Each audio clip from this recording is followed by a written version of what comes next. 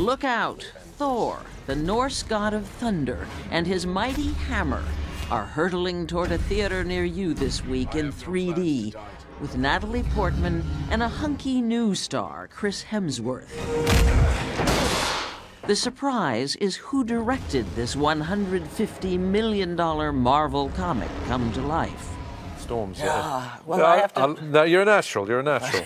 Kenneth Branagh. Only he who is worthy is able to pick up the hammer. So it's a very good indication that you're able to pick it up, that there's a deep-seated worthiness running through you, Martha. So I'm very pleased to hear that. So in theory, that's only you, me, and Chris Hemsworth who can pick this up and potentially save the world.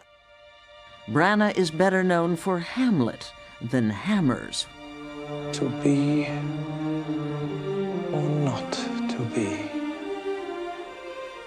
That is the question. As an actor, he's proudest of his Hamlet.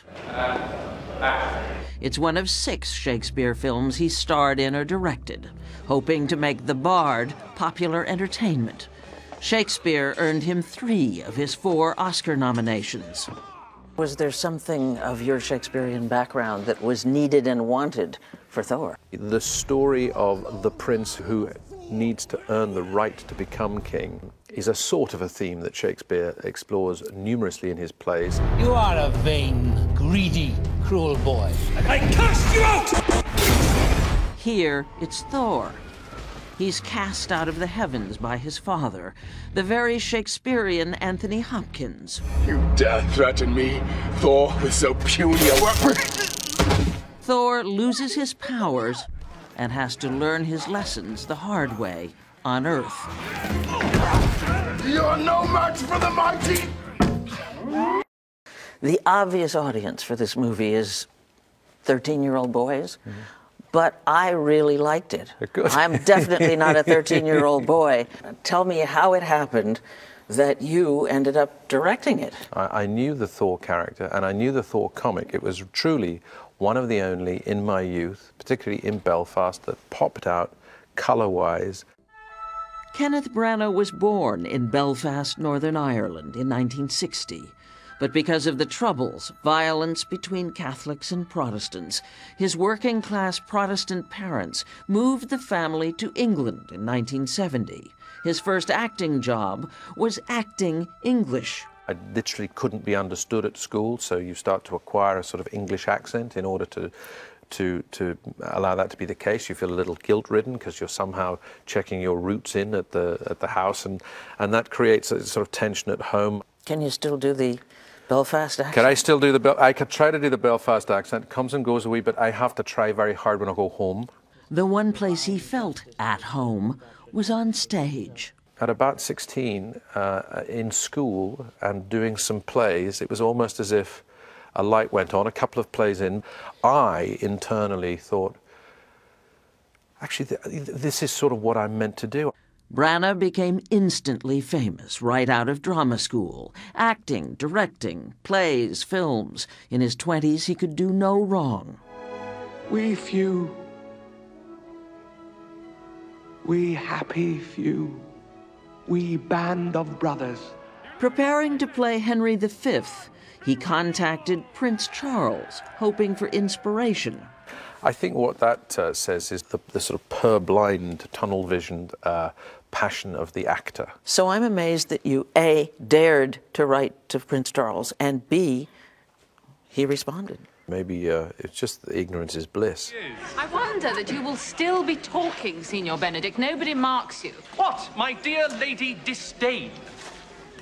Are you yet living? The golden boy of British theatre, he married its golden girl, Emma Thompson.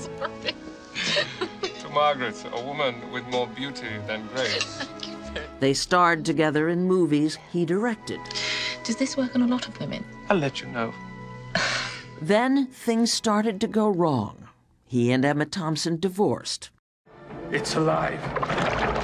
In 1994, Branagh directed and starred in a version of Frankenstein with Robert De Niro as the monster. It ended up on some critics' year's worst lists. It is true to say that the misses are often much more valuable than the hits. Because you learn. You learn, you're forced to learn sometimes. He's never stopped acting, to considerable acclaim. His roles incredibly varied. From the scruffy, troubled, but brilliant Swedish detective he plays in the PBS series Wallander. She's terrified. What of?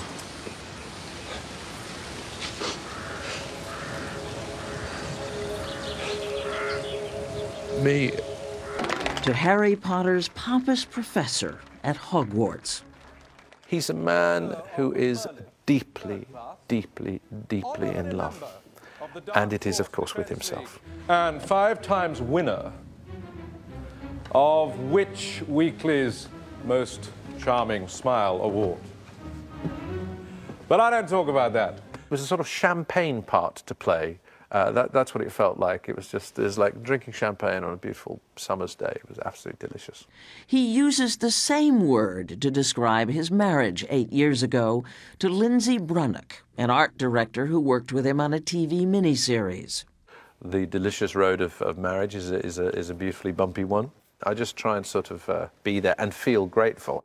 Kenneth Branagh sees his life that way these days, now that he's 50 and way past his wunderkind phase. You're basically happier in yourself, I think. You worry far less about what people say or think about you. Well, what if it's all the way out? Which is why he's not obsessing over the fact that Thor has been described as make or break for his directing career.